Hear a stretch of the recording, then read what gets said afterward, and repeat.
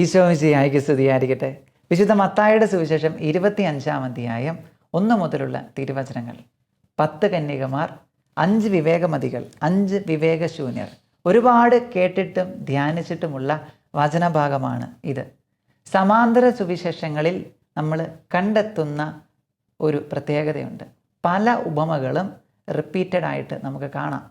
മത്തായിയുടെ സുവിശേഷം, മാർക്കോസിൻ്റെ സുവിശേഷം, ലൂക്കായുടെ സുവിശേഷം. കോപ്പിയടിക്കാരെന്നൊക്കെ ചിലർ വിളിക്കാറുണ്ട്. സമാന്തര സുവിശേഷങ്ങൾ എന്ന് അതുകൊണ്ടാണ് വിളിക്കപ്പെടുക. എന്നാൽ ഈ 10 കന്യകമാരുടെ ഉപമ വിശുദ്ധ മത്തായിയുടെ സുവിശേഷം 25-ാം അധ്യായത്തിൽ മാത്രമേ നമുക്ക് കണ്ടെത്താൻ സാധിക്കുകയുള്ളൂ. ഈ മത്തായിയുടെ സുവിശേഷം 25-ാം അധ്യായത്തിന് വളരെ പ്രത്യേകതയുണ്ട്. ദേവാലയത്തിൻ്റെ നാശത്തെക്കുറിച്ചെല്ലാം ഈശോ പറഞ്ഞ് എപ്പോഴും ജാഗരൂകരായിരിക്കുവിൻ എന്ന വചനഭാഗത്തിന് തൊട്ടടുത്ത വചനഭാഗമാണ് ശ്രദ്ധിച്ച് നിതാന്ത ജാഗ്രതയോടെ കാത്തിരിക്കുവിൻ എന്ന് പറഞ്ഞുകൊണ്ട് ഈ ഉപമ ഈശോ പറയുന്നത്. 10 കന്യകമാരുടെ ഉപമ. മത്തായി സുവിശേഷം 25-ാം അധ്യായം 1 മുതലുള്ള തിരുവചനങ്ങൾ നമുക്കിത് വായിച്ച് കേൾക്കാം. സ്വർഗരാജ്യം വിളക്കുമെടുത്ത് മണവാളനെ എതിരേൽക്കാൻ പുറപ്പെട്ട 10 കന്യകമാർക്ക് സദൃശം. അവരിൽ 5 പേർ വിവേകശൂന്യരും 5 പേർ വിവേകവതികളുമായിരുന്നു. വിവേകശൂന്യകൾ വിളക്കെടുത്തപ്പോൾ എണ്ണ കരുതിയില്ല. വിവേകവതികളാകട്ടെ വിളക്കുകളോടൊപ്പം പാത്രങ്ങളിൽ എണ്ണയും എടുത്തിരുന്നു. മണവാളൻ വരാൻ വൈകി. ഉറക്കം വരുകയാൽ കന്യകമാർ കിടന്നുറങ്ങി. അർദ്ധരാത്രിയിൽ ഇതാ മണവാളൻ പുറത്തു വന്ന് അവനെ എതിരേൽക്കുവിൻ എന്ന് ആർപ്പുവിളിയുണ്ടായി. ആ കന്യകമാരെല്ലാം ഉണർന്ന് വിളക്കുകൾ തെളിച്ചു. വിവേകശൂന്യകൾ വിവേകവതികളോട് പറഞ്ഞു, ഞങ്ങളുടെ വിളക്കുകൾ അണഞ്ഞു പോകുന്നതിനാൽ നിങ്ങളുടെ എണ്ണയിൽ കുറേ ഞങ്ങൾക്ക് തരിക. വിവേകവതികൾ മറുപടി പറഞ്ഞു, ഞങ്ങൾക്കും നിങ്ങൾക്കും മതിയാകാതെ വരുമെന്നതിനാൽ നിങ്ങൾ വിൽപ്പനക്കാരുടെ അടുത്ത് പോയി വാങ്ങിക്കൊള്ളുവിൻ. അവർ വാങ്ങാൻ പോയപ്പോൾ മണവാളൻ വന്നു. ഒരുങ്ങിയിരുന്നവർ അവനോടൊത്ത് വിവാഹ വിരുന്നിനകത്ത് പ്രവേശിച്ചു. വാതിലടയ്ക്കപ്പെടുകയും ചെയ്തു. പിന്നീട് മറ്റു കന്യകമാർ വന്ന് കർത്താവേ കർത്താവേ ഞങ്ങൾക്ക് തുറന്നു തരണമെന്ന് അപേക്ഷിച്ചു. അവൻ പ്രതിവചിച്ചു, സത്യമായി ഞാൻ നിങ്ങളോട് പറയുന്നു, ഞാൻ നിങ്ങളെ അറിയുകയില്ല. അതുകൊണ്ട് ജാഗരൂകരായിരിക്കുവിൻ. ആ ദിവസമോ മണിക്കൂറോ നിങ്ങൾ അറിയുന്നില്ല. ജാഗരൂകരായിരിക്കുവിൻ മക്കളെ. ഇതാണ് ഈശോ തരുന്ന അവസാനത്തെ ബോധ്യവും ആഹ്വാനവും ഉപദേശവും. 10 കന്യകമാർ. നമുക്ക് ഒരു ചരിത്ര പശ്ചാത്തലത്തിലൂടെ ഇതിൻ്റെ വ്യാഖ്യാനം ആരംഭിക്കാം. എന്തുകൊണ്ട് മണവാളൻ, മണവറത്തോടർ, ആഘോഷം, രാത്രി, പ്രദക്ഷിണം, വിളക്കുകൾ, മണവാട്ടിമാർ കാത്തിരിക്കുന്നു? എന്തുകൊണ്ടാണ് ഇതെല്ലാം? യഹൂദ പാരമ്പര്യമായിരുന്നു അത്.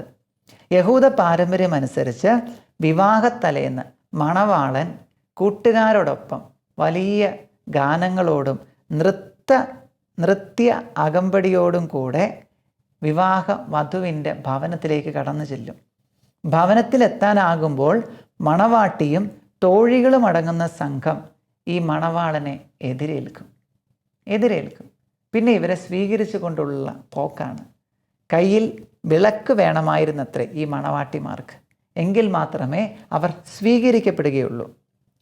നിങ്ങളൊന്ന് ശ്രദ്ധിച്ച് നമുക്കിത് ധ്യാന വിഷയമാക്കാം. രാത്രിയിൽ ഉറക്കമിളച്ചത് നല്ല വചനം പറഞ്ഞു വെക്കുന്നത്. മണവാളൻ വരാൻ വൈകി. ഉറക്കം വരികയാൽ കന്യകമാർ കിടന്നുറങ്ങി. ശരിക്കും താമസിച്ചിട്ടുണ്ട്, രാത്രിയായിട്ടുണ്ട്. അപ്പോൾ ഈ രാത്രിയായ വേളയിൽ ആണ് മണവാളൻ കടന്നു വരുന്നത്. വചനം പറയുന്നു, രാത്രിയിൽ നിദ്രാഭാരമുള്ളത് കൊണ്ട് അവർ ഉറങ്ങി.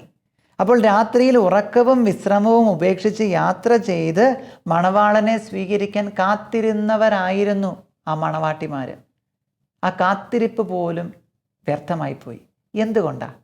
കാരണം വളരെ പ്രധാനപ്പെട്ടത്, മണവാളനെ സ്വീകരിക്കേണ്ട സമയത്ത് അവരുണ്ടായിരുന്നില്ല. എണ്ണ വാങ്ങാൻ പോയി.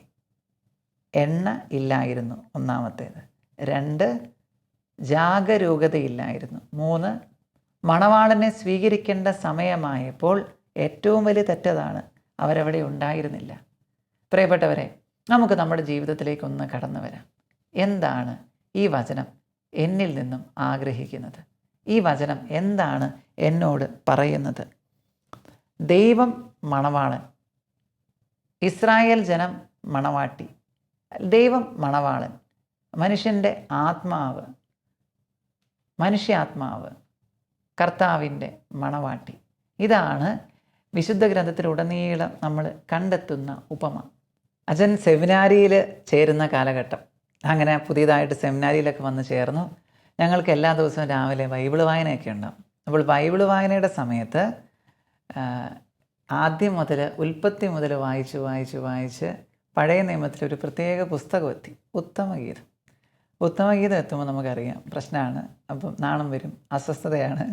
അപ്പം ഇതിങ്ങനെ ആയിരുന്നു ആരംഭത്തിൽ ഉത്തമഗീതം വായിക്കുമ്പോൾ. പിന്നീട് വിശുദ്ധ യോഹന്നാൻ ക്രൂസിനെയും വിശുദ്ധ കൊച്ചു ത്രേസ്യ പുണ്യവതി, അമ്മ ത്രേസ്യ പുണ്യവതിയൊക്കെ ധ്യാനിച്ച് പ്രാർത്ഥിച്ച് അവരുടെ പഠനങ്ങൾ നമ്മൾ പഠിച്ചു കഴിഞ്ഞപ്പോൾ മനസ്സിലായി വിശുദ്ധ ഗ്രന്ഥത്തിലെ ഏറ്റവും മനോഹരമായ ഗ്രന്ഥങ്ങളിലൊന്ന്, എല്ലാ ഗ്രന്ഥങ്ങളും നല്ലതാണ്, പക്ഷേ ഏറ്റവും അർത്ഥപൂർണമായ ഗ്രന്ഥങ്ങളിലൊന്ന് ഉത്തമഗീതമാണ്. കാരണം ദൈവവും ആത്മാവുമായിട്ടുള്ള ബന്ധത്തെ വിവരിക്കുന്ന വചനഭാഗമാണ് ഉത്തമഗീതത്തിൻ്റെ ഇതിവൃത്തവും വചനവും പ്രാർത്ഥനകളും കാത്തിരിപ്പുമെല്ലാം. മണവാളൻ മണവാട്ടിയെ കാത്തിരിക്കുന്നു, മണവാട്ടി മണവാളനെ കാത്തിരിക്കുന്നു. ഇതായിരുന്നു യഥാർത്ഥത്തിൽ പഴയ നിയമത്തിലെ ആശയം മുഴുവനും. ഏശയ്യാ പ്രവചനത്തിലേക്ക് നമുക്കൊന്ന് കടന്നു ചെല്ലാം.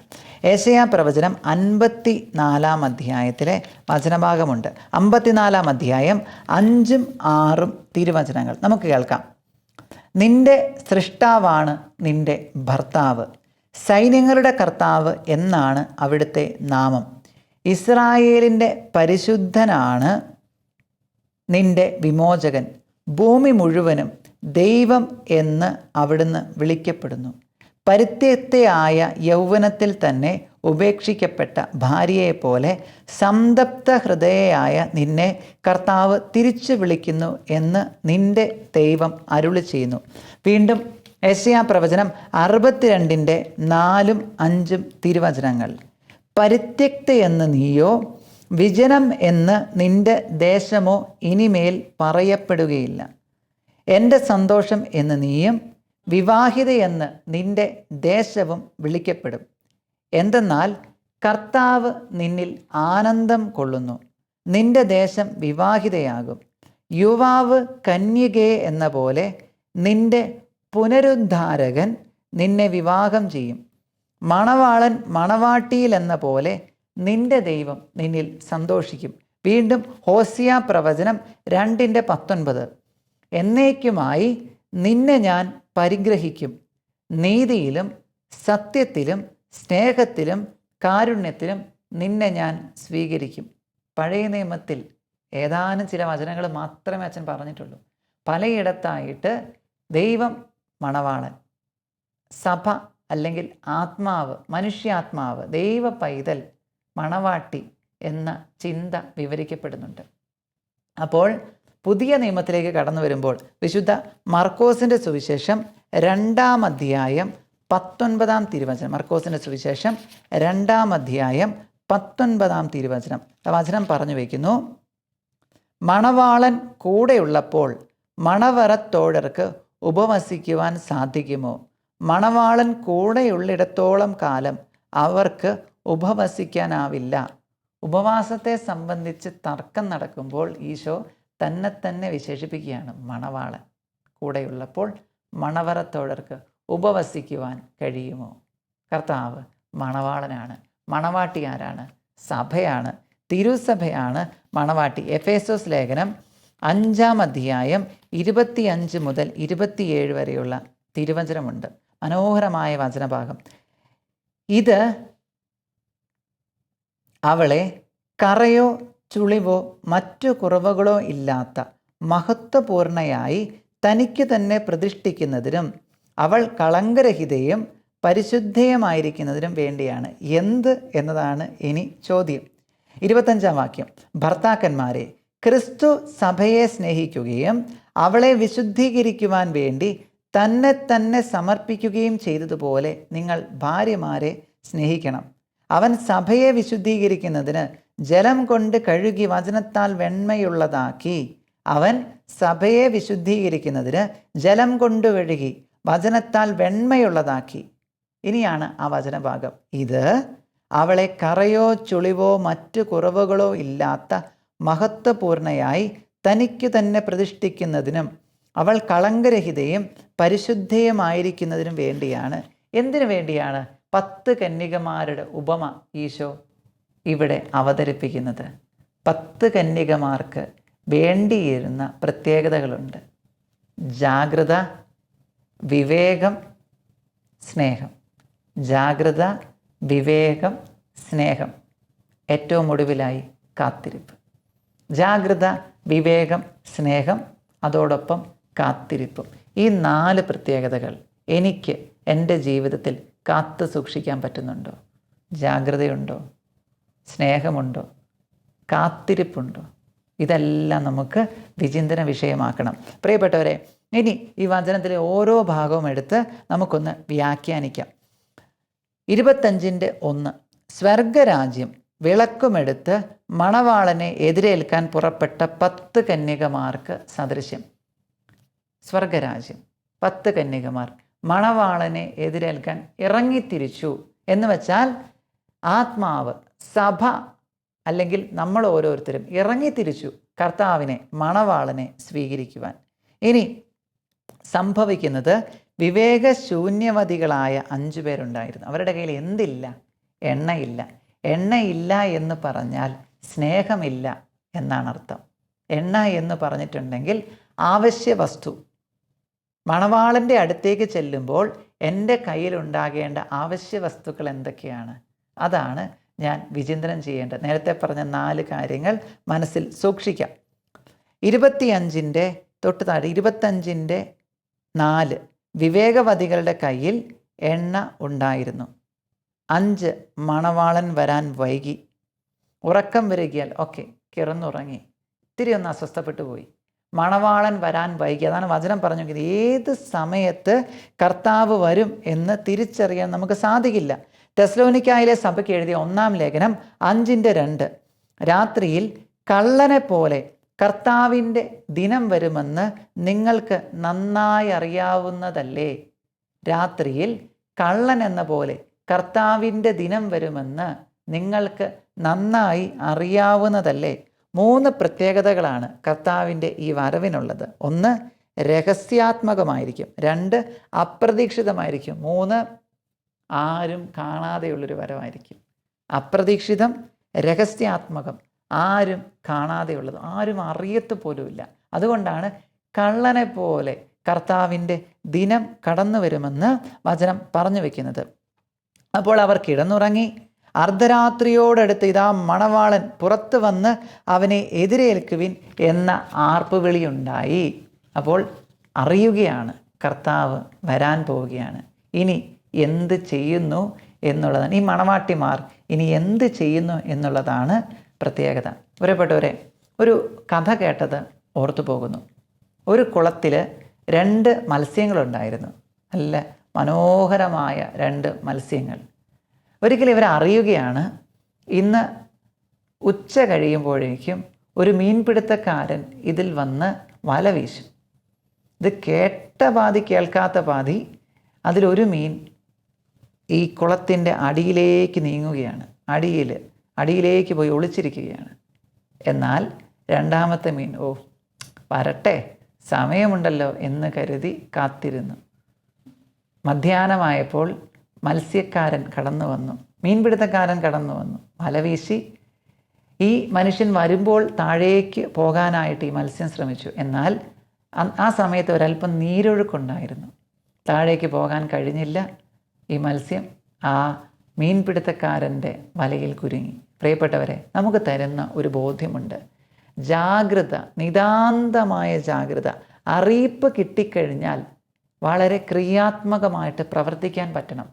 നമുക്കറിയിപ്പുണ്ട്, കർത്താവ് ഏത് സമയം വേണമെങ്കിലും വരാം. അറിയിപ്പ് കിട്ടിക്കഴിഞ്ഞു. അപ്പോൾ അനൗൺസ്മെൻറ്റ് നടന്നു കഴിഞ്ഞു. ഇനി ഒരുങ്ങേണ്ടത് ഞാനാണ്. ആ മത്സ്യത്തെ പോലെ എത്രയും പെട്ടെന്ന് ഒരുക്കത്തോടുകൂടെ രക്ഷപ്പെടാൻ തയ്യാറായിരിക്കണം. അല്ലാതെ ജാഗ്രതയില്ലാതെ വരട്ടെ, വരുമ്പം നോക്കാം എന്ന നിസ്സംഗഭാവത്തോടു കൂടെയാണ് നിൽക്കാൻ താല്പര്യമെങ്കിൽ ഉറപ്പായും വീഴ്ചയായിരിക്കും. ജി ശങ്കരപ്പിള്ളയുടെ അമ്മാലന്മാർ എന്ന് പറയുന്ന ഒരു നാടകമുണ്ട്. അമാലന്മാർ എന്ന വാക്ക് അർത്ഥമാക്കുന്നത് പല്ലക്ക് ചുമക്കുന്നവരാണ്. 4 അമ്മാലന്മാരുണ്ടായിരുന്നു. ഒരു മനസ്സും ഒരേ ആരോഗ്യവുമുള്ള 4 അമ്മാലന്മാർ. ഇവർ വഹിച്ചുകൊണ്ടിരുന്ന പല്ലക്കിൻ്റെ അകത്ത് ഒരു രാജ്ഞിയുണ്ടായിരുന്നു. കൊട്ടാരത്തിൽ നിന്നും രാജ്ഞിയുടെ നിർദ്ദേശമനുസരിച്ച് ഇവർ യാത്ര തിരിച്ചു. ഒരു പ്രത്യേകതയുണ്ട്. ആ രാജ്യത്തെ ഏറ്റവും സുന്ദരിയായ വ്യക്തി രാജ്ഞിയായിരുന്നു എന്നത്രേ അവർ വിശ്വസിച്ചിരുന്നത്. ഏറ്റവും സുന്ദരിയായ വ്യക്തി. അപ്പോൾ രാജ്ഞിക്ക് നാട് കാണണം, എല്ലാവരെയും അറിയണം. അപ്പോൾ അതിനായിട്ട് വലിയൊരു യാത്ര തുടങ്ങുകയാണ്. ഇവർ യാത്ര ആരംഭിച്ചു. ശക്തരായ 4 അമ്മാലന്മാർ, പല്ലക്ക് വാഹകർ, ഒരേ ആരോഗ്യം, ഒരേ ഉയരം. അങ്ങനെ പോകുന്നതിൻ്റെ ഇടയ്ക്ക് ഇവർക്ക് രാജ്ഞിയെ കാണാനോ സംസാരിക്കാനോ കൃത്യമായിട്ടുള്ള അനുവാദമൊന്നുമില്ല. അത്യാവശ്യം വന്നാൽ രാജ്ഞിയോട് എന്തെങ്കിലും സംസാരിക്കാം. അപ്പോൾ അവിടെ നിന്ന് യാത്ര തുടങ്ങി. കുറച്ച് ദിവസങ്ങളായി. രാജ്ഞി അകത്തുണ്ട്. പോകുന്ന വഴിക്ക് ഒരു വന്യമൃഗം ആക്രമിച്ച് ഈ 4 പേരിൽ ഒരാൾ മരിക്കുകയാണ്. ഇനി പല്ലക്ക് മുന്നോട്ട് കൊണ്ടുപോകാൻ സാധ്യമല്ല. 4 പേര് പിടിക്കണം, ഇല്ലെങ്കിൽ പല്ലക്ക് താഴെ പോകാം, രാജ്ഞിക്ക് അപകടം പറ്റാം. ഇവർക്ക് എന്ത് ചെയ്യണമെന്നറിയില്ല. രാജ്ഞിയോട് മിണ്ടാൻ പാടില്ലാത്തതാണ്. ഗത്യന്തരമില്ലാതെ ഇവരിൽ ഒരാൾ, രാജ്ഞി ഒരു കാര്യം ചോദിക്കാനുണ്ട് എന്ന് പറഞ്ഞു. പക്ഷേ അകത്തു നിന്ന് സംസാരമൊന്നുമില്ല. കുറേ നേരം ഇവർ വിളിച്ചു. ഗത്യന്തരമില്ലാതെ പതിയെ ഈ പല്ലക്ക് ഇവർ തുറന്നു നോക്കുകയാണ്, കർട്ടൻ മാറ്റി നോക്കുകയാണ്. അപ്പോഴാണ് ഇവർ മനസ്സിലാക്കുന്നത് ഈ പല്ലക്കിൻ്റെ അകത്ത് രാജ്ഞി ഉണ്ടായിരുന്നു യാത്ര ആരംഭിച്ചപ്പോൾ. എന്നാൽ അധികം താമസിയാതെ ഈ രാജ്ഞി മരിച്ചിരുന്നു. ജഡമാണ് ഇവരെ വഹിച്ചു കൊണ്ടുപോയിരുന്നത്. പ്രിയപ്പെട്ടവരെ, ചില സമയത്ത് നമ്മൾ വഹിക്കുന്നത് എന്താണെന്ന് നമ്മൾ അറിയുന്നില്ല. ജഡമാണോ, ജീവനില്ലാത്ത വസ്തുക്കളാണോ, അസ്വസ്ഥതയാണോ? ചിന്തിക്കണം. ഈ അമാലന്മാർക്ക് പറ്റിയതുപോലൊരു അബദ്ധം എൻ്റെ ജീവിതത്തിൽ എനിക്ക് പറ്റുന്നുണ്ടോ? 10 കന്യകമാർ നന്നായി ഒരുങ്ങി മണവാളന് വേണ്ടി ആഗ്രഹിച്ചു. അതുകൊണ്ടാണ് വചനം പറഞ്ഞ് 25:1, വിളക്കമെടുത്ത് മണവാളനെ എതിരേൽക്കാൻ പുറപ്പെട്ടിരുന്നു അവർ. പക്ഷേ ഹൃദയത്തിൽ എന്തൊക്കെയോ ശൂന്യതയുണ്ടായിരുന്നു. എണ്ണയില്ലായിരുന്നു. എണ്ണ മറന്നു. അതുകൊണ്ടാണ് മണവാളൻ വരുന്നു എന്ന വലിയ പ്രഖ്യാപനം ഉണ്ടായപ്പോഴാണ് അവർക്ക് ബോധ്യമുണ്ടായത്, എണ്ണയില്ല. ഇനി അവർ ചെയ്ത ഏറ്റവും വലിയ തെറ്റെന്താ? എന്തെങ്കിലും ആകട്ടെ, വരുമ്പോൾ നോക്കാം, മണവാളൻ സ്വീകരിക്കുമായിരിക്കുമെന്ന ചിന്തയാണ്. ഇല്ല. വളരെ പ്രധാനപ്പെട്ട വിവാഹ ദിവസം തെറ്റ് വരുത്തിയിട്ടുണ്ടെങ്കിൽ ഉറപ്പായിട്ട് മുന്നോട്ടുള്ള ജീവിതത്തിലും കുറവുണ്ടാകും. അതുകൊണ്ടാണ് മണവാളൻ എനിക്ക് നിങ്ങളെ അറിയില്ല എന്ന ഒരു വാക്ക് പറയുന്നത്. മത്തായിയുടെ സുവിശേഷം 25:12, അവൻ പ്രതിവചിച്ചു, സത്യമായി ഞാൻ നിങ്ങളോട് പറയുന്നു, ഞാൻ നിങ്ങളെ അറിയുകയില്ല. സത്യമായി ഞാൻ നിങ്ങളോട് പറയുന്നു, അറിയുകയില്ല. പ്രിയപ്പെട്ടവരെ, അപ്പോൾ മറ്റ് 5 കന്യകമാരുണ്ടായിരുന്നു അല്ലേ, വിവാഹ വിരുന്നിന് പ്രവേശിച്ചവർ. അവരോട് ഈശോ എന്ത് പറഞ്ഞിട്ടുണ്ടാവും? ഐ നോ യു, എനിക്ക് നിങ്ങളെ അറിയാം. പ്രിയപ്പെട്ടവരെ, നിതാന്ത ജാഗ്രതയോടെ, കാത്തിരിപ്പോടെ, സ്നേഹത്തോടെ ഈശോയുടെ അടുത്തേക്ക് നീങ്ങാൻ സാധിച്ചാൽ കർത്താവ് പറയും, എനിക്ക് അറിയാമെന്നേ, എനിക്കിവനെ നന്നായിട്ടറിയാം. 25:10 ആ വചനഭാഗം കൂടെ ശ്രദ്ധിക്കാം. അവർ വാങ്ങാൻ പോയപ്പോൾ മണവാളൻ വന്നു. ഒരുങ്ങിയിരുന്നവർ അവനോടൊത്ത് വിവാഹ വിരുന്നിന് അകത്ത് പ്രവേശിച്ചു. വാതിൽ അടയ്ക്കപ്പെടുകയും ചെയ്തു. ഒരുങ്ങിയിരുന്നവർ മാത്രമാണ് അകത്തേക്ക് പ്രവേശിച്ചത് എന്ന കാര്യം കൂടെ നമ്മൾ ശ്രദ്ധിക്കണം. ഇനി 25:13, അതുകൊണ്ട് ജാഗരൂകരായിരിക്കുവിൻ, ആ ദിവസമോ മണിക്കൂറോ നമുക്ക് അറിയില്ല. അതുകൊണ്ട് ജാഗരൂകരായിരിക്കുവിൻ, ആ ദിവസമോ മണിക്കൂറോ നമുക്ക് അറിയില്ല. വിശുദ്ധ മാർക്കോസിൻ്റെ സുവിശേഷം 4-ാം അധ്യായത്തിൽ മനോഹരമായ ഒരു വചനഭാഗം വ്യാഖ്യാനിച്ചു പോകുന്നുണ്ട് ഈശോ. മാർക്കോസിൻ്റെ സുവിശേഷം 4-ാം അധ്യായം 35-ാം തിരുവചനം ഇപ്രകാരം വചനം നമുക്ക് വായിക്കാം. അന്ന് സായാഹ്നമായപ്പോൾ അവൻ അവരോട് പറഞ്ഞു, നമുക്ക് അക്കരയ്ക്ക് പോകാം. ഈശോ അങ്ങോട്ട് പറയുകയാണ്, നമുക്ക് അക്കരയ്ക്ക് പോകാം. ജീവിത സായാഹ്നം എപ്പോഴാണ് എന്ന് തീരുമാനിക്കുന്നത് കർത്താവാണ്. കർത്താവ് വിളിച്ചെങ്കിൽ മാത്രമേ നമുക്ക് കൂടെ പോകാൻ പറ്റുകയുള്ളൂ. അതാണ് പറയുന്നത്, നമുക്ക് അക്കരയ്ക്ക് പോകാം. ആരാ പറയണത്? ഈശോ. തീരുമാനിച്ചതാരാ? ഈശോ. അപ്പോൾ ഈ ബോധ്യം എപ്പോഴും ഉണ്ടാകണം. താമസിച്ചു വന്നു, ഇനി നേരത്തെയും വരാം. അപ്പോൾ നിതാന്ത ജാഗ്രതയോടെ കാത്തിരിക്കണം എന്ന് വചനം പറഞ്ഞു വയ്ക്കുന്നു. വീണ്ടും യോഹന്നാൻ്റെ സുവിശേഷം 14-ാം അധ്യായത്തിൽ നമ്മൾ കണ്ടെത്തുന്ന ഒരു വചനഭാഗമുണ്ട്. യേശു പിതാവിലേക്കുള്ള വഴി ഈശോ പറഞ്ഞു വയ്ക്കുന്നുണ്ട് ഈ വചനഭാഗത്ത്. 14:18 ഞാൻ ഒരിക്കലും നിങ്ങളെ അനാഥരായി വിടുകയില്ല, ഞാൻ നിങ്ങളുടെ അടുത്തേക്ക് വരും. ഞാൻ ഒരിക്കലും നിങ്ങളെ അനാഥരായി വിടുകയില്ല, ഞാൻ നിങ്ങളുടെ അടുത്തേക്ക് വരും. ഈ 14-ാം അധ്യായം ആരംഭിക്കുന്നത് മനോഹരമായ ഒരു കാര്യം പറഞ്ഞുകൊണ്ടാണ്. 14 മുതൽ 17 വരെയുള്ള യോഹന്നാൻ്റെ സുവിശേഷത്തിലെ അധ്യായങ്ങൾ ഈശോയുടെ വിടവാങ്ങൽ പ്രസംഗമാണ്. ഞാൻ പോവുകയാണ്, നിങ്ങൾ തയ്യാറായിരിക്കണം, പരിശുദ്ധാത്മാവിനെ സ്വീകരിക്കണം, ശക്തി പ്രാപിക്കണം, നിങ്ങൾക്കായി ഞാൻ സ്വർഗത്തിൽ വാസസ്ഥലങ്ങൾ ഒരുക്കും. 14:1 നിങ്ങളുടെ ഹൃദയം അസ്വസ്ഥമാകേണ്ട, ദൈവത്തിൽ വിശ്വസിക്കുവിൻ, എന്നിലും വിശ്വസിക്കുവിൻ. അസ്വസ്ഥമാകേണ്ട, ദൈവത്തിൽ വിശ്വസിക്കുവിൻ, എന്നിലും വിശ്വസിക്കുവിൻ. പ്രിയപ്പെട്ടവരെ, ഒന്ന് ധ്യാനിച്ചേ. മാർപ്പാപ്പമാരെ തിരഞ്ഞെടുക്കുന്ന കാലഘട്ടം. പുതിയ മാർപ്പാപ്പ. കണ്ണുനീരിൻ്റെ മുറി എന്ന ഒരു സങ്കല്പം നിങ്ങൾ കേട്ടിട്ടുണ്ടാകും. കണ്ണുനീരിൻ്റെ മുറി. കോൺക്ലേവ് കഴിഞ്ഞ്, സിസ്റ്റൈൻ ചാപ്പലിൽ നിന്ന് കോൺക്ലേവ് കഴിഞ്ഞ് മെജോറിറ്റി കിട്ടുന്ന മാർപ്പാപ്പ തൊട്ടടുത്ത വാതിലിലൂടെ ഒരു മുറിയിലേക്ക് പ്രവേശിക്കുന്നു. ആ മുറിയിൽ 3 അളവിലുള്ള വസ്ത്രങ്ങളുണ്ടാകും. വലുത്, ചെറുത്, ഏറ്റവും ചെറുത്, ഇങ്ങനെ പല അളവിലുള്ള മാർപ്പാപ്പയ്ക്ക് ഇടാനുള്ള വസ്ത്രങ്ങളുണ്ടാകും. അതോടൊപ്പം അവിടെ ചില പ്രാർത്ഥനകളൊക്കെ ഉണ്ടാകും. മാർപ്പാപ്പ ആ ഒരു മുറിയിലേക്ക് തനിയെ പ്രവേശിക്കും. വാതിലടയ്ക്കപ്പെടും. ആ മുറിയെ വിളിക്കുന്ന പേരാണ് കണ്ണുനീരിൻ്റെ മുറി, ദ റൂം ഓഫ് ടിയേഴ്സ്. അവിടെ വെച്ച് മാർപ്പാപ്പ വേദനകളിലൂടെ കടന്നു പോകും. ഇനി ഞാൻ വഹിക്കേണ്ട വലിയ ഉത്തരവാദിത്തങ്ങൾ, ഞാൻ ഏറ്റെടുക്കേണ്ട വേദനകൾ, കർത്താവ് എന്നെ, ഒരു ചെറിയ ബാലനായിരുന്ന എന്നെ ഉയർത്തിയ വലിയ മഹത്തരമായ കാര്യങ്ങൾ, ഇതെല്ലാം ഓർക്കുമ്പോൾ ഒരു മാർപ്പാപ്പയും കരയാതെ അവിടെ നിന്ന് പുറത്തിറങ്ങിയിട്ടില്ല. അതുകൊണ്ടാണ് ആ മുറിയെ ദ റൂം ഓഫ് ടിയേഴ്സ് എന്ന് വിളിക്കുന്നത്. അവിടെ വെച്ച് ഈ ഒരു ബോധ്യം ദൈവം മാർപ്പാപ്പയിൽ അനിതര സാധാരണമായ വിധത്തിൽ നിറയ്ക്കുന്നു. നിങ്ങളുടെ ഹൃദയം അസ്വസ്ഥമാകേണ്ട, ദൈവത്തിൽ വിശ്വസിക്കുവിൻ, എന്നിലും വിശ്വസിക്കുവിൻ. 14:2 വചനം ഇപ്രകാരമാണ്, എൻ്റെ പിതാവിൻ്റെ ഭവനത്തിൽ അനേകം ഇല്ലായിരുന്നെങ്കിൽ നിങ്ങൾക്ക് സ്ഥലമൊരുക്കാൻ പോകുന്നുവെന്ന് ഞാൻ നിങ്ങളോട് പറയുമായിരുന്നു. പ്രിയപ്പെട്ടവരെ, നമുക്ക് ഈശോയോട് പറയാം, ഈശോയെ, ഈ 10 കന്യകമാരുടെ ഉപമയുണ്ടായിരുന്നു. ഉപമയിൽ ശ്രദ്ധയില്ലാതെ, വിവേകമില്ലാതെ കടന്നുപോയ കന്യകമാരുണ്ട്. ഈശോയെ, അതുപോലെ എനിക്കായിത്തീരാൻ ആഗ്രഹമില്ല, വിവേകമുള്ള ഒരു വ്യക്തിയായിട്ട് മാറണം. പ്രിയപ്പെട്ടവരെ, നമുക്ക് പ്രാർത്ഥിക്കാം. കർത്താവ് വിവേകം, ഒരുക്കം എന്നിൽ നിറയ്ക്കട്ടെ. വിശുദ്ധ മത്തായിയുടെ സുവിശേഷം 24:30 ഈ വചനം കേട്ടുകൊണ്ട് നമുക്ക് ഒരുങ്ങാം. മണവാളൻ്റെ, രക്ഷകൻ്റെ, കർത്താവിൻ്റെ കൂരിയോസ്, കർത്താവിൻ്റെ വരവിന് വേണ്ടി. അപ്പോൾ ആകാശത്തിൽ മനുഷ്യപുത്രൻ്റെ അടയാളം പ്രത്യക്ഷപ്പെടും. ഭൂമിയിലെ സർവ്വഗോത്രങ്ങളും വിലപിക്കുകയും മനുഷ്യപുത്രൻ വാനമേഘങ്ങളിൽ ശക്തിയോടും മഹത്വത്തോടും കൂടെ വരുന്നത് കാണുകയും ചെയ്യും.